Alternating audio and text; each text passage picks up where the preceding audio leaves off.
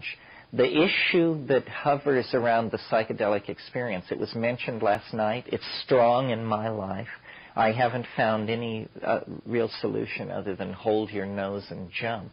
But the issue is surrender. This is something real. You don't find people going into the ashram in the morning to meditate with their knees knocking in fear because of how terrifying and profound they know that meditation is going to be. But if they were going in there to smoke DMT, you know, they would be fully riveted on the modalities of what was about to happen. I mean, we can tell shit from shinola. It's just that we don't always prefer shinola. And I'm not like, I don't advocate it.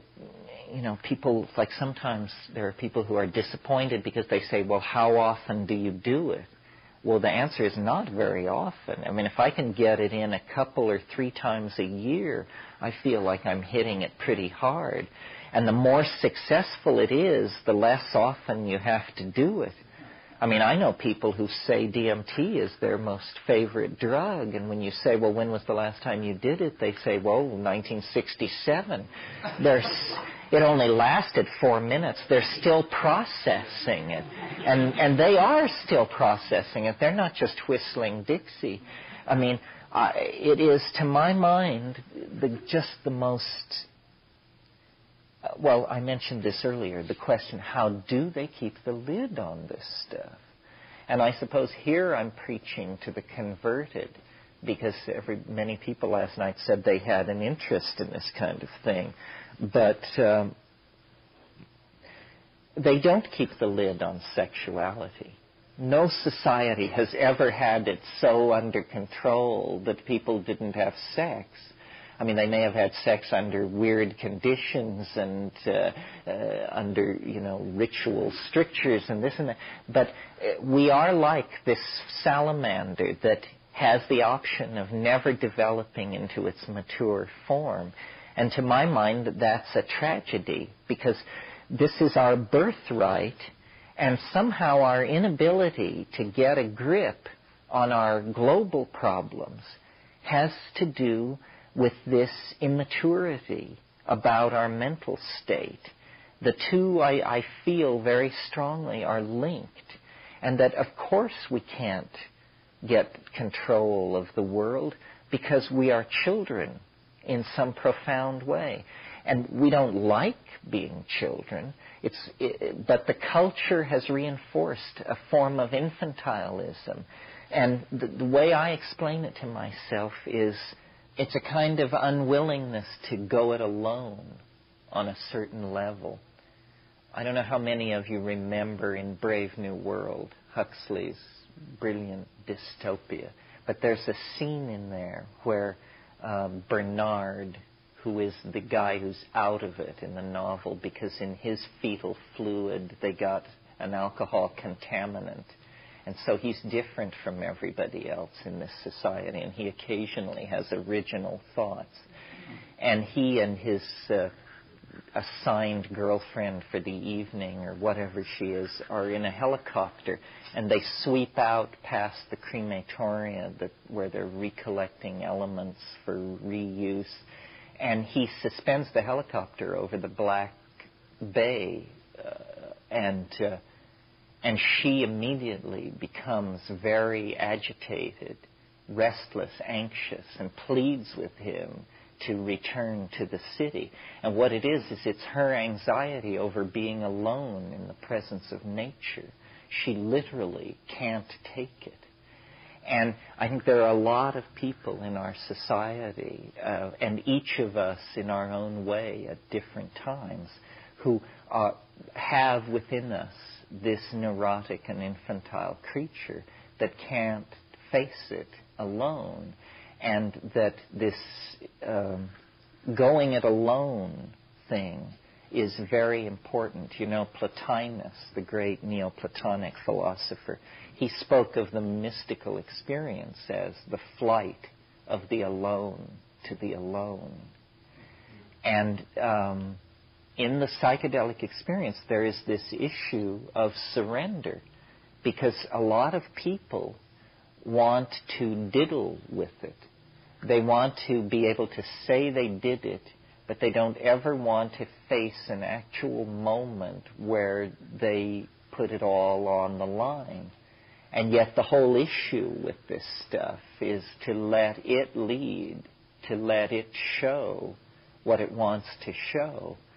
So somehow, individually, we have to reclaim our experience.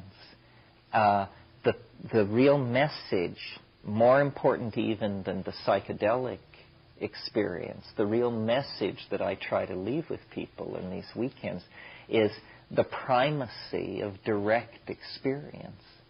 That as people, the real universe is, within your reach, always. Everything not within your reach is basically unconfirmed rumor. And we insert ourselves like ants or honeybees into hierarchies of knowledge. So we say, well, what's going on in the world? Well, turn on CNN. And then somehow we're ordered. Then we say, okay, it's 85 degrees in Baghdad and the wind is out of the northeast at 15 miles an hour. And we feel somehow better now because we're getting the information. But what we have done is sold out direct experience. And all institutions require this of us, that we somehow redefine ourselves for the convenience of the institution. And this redefinition always involves a narrowing, a denial, so that, if you want to be in Marxist society, if you want to function in Marxist society, you have to define yourself as a Marxist human being. Well, it turns out in a Marxist society there are no homosexuals because that just happens in decadent societies. So then, if you happen to notice any tendency like this in yourself, you have to deny its existence because this just doesn't happen in a Marxist society. And similarly, every society has this. In our society, if you hear voices, we have mental hospitals for you. If you have vast visions of the future, we have drugs that can help you and make this go away. So then somehow, in modern society, the discovery of psychedelics is the discovery that all of this cultural machinery is just Wizard of Oz stuff. You remember the scene in The Wizard of Oz where the curtain is swept back and they see the little guy there, and he says, booming out over the loudspeaker, "Ignore the little man pulling the levers. Ignore the little man pulling the levers." Well, the little man pulling the levers is what sweeps into view with psychedelics, and you discover, culture is provisional. Whether we have 9 wives or 3, whether we tattoo ourselves blue, whether we eat insects or not, all of these things are just decisions that we make. And then we congratulate ourselves on our wisdom, and we live within that, and we hunt down and kill all the people who disagree with us. And that's called having a culture, having a way of life, being somebody. But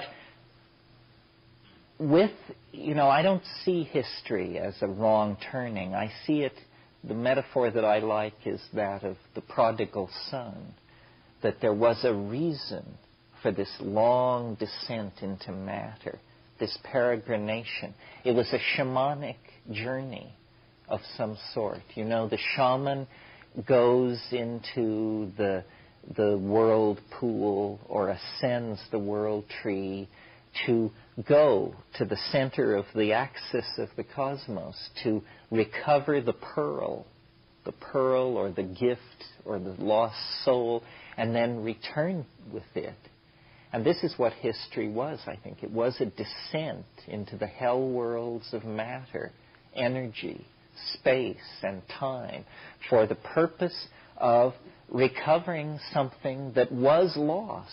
It wasn't lost by us. It was lost by the breathing, the disystole of the planet, just climax of climate, moved us into paradise and then moved us out of paradise. I mean, you must that the story of Eden is the story of history's first drug bust. I mean, it's the story of a whole lot of tension over who's going to take or not take a certain plant which confers knowledge. And Yahweh, wandering in the garden, says to himself, if the man and the woman eat of the fruit, they will become as we are. The issue was co-equality, co-knowledge with the Creator. Well, where do we stand, in man's existential march?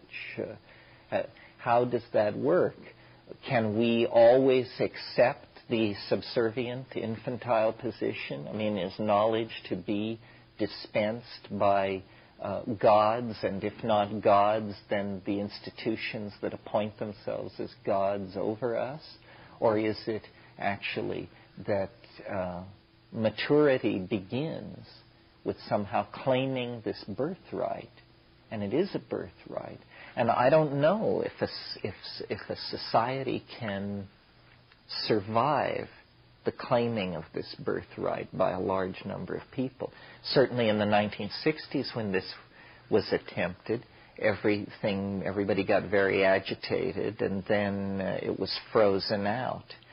In so-called primitive or pre-literate societies, there is the office of the shaman, and the shaman is deputized to act for all of us. In the same way that we have airplane mechanics to fix jet engines, we have shamans to explore these hidden and fairly terrifying other dimensions. The people who self-select themselves into a group like this, in a society like that, would be the candidates for this kind of shamanic voyaging.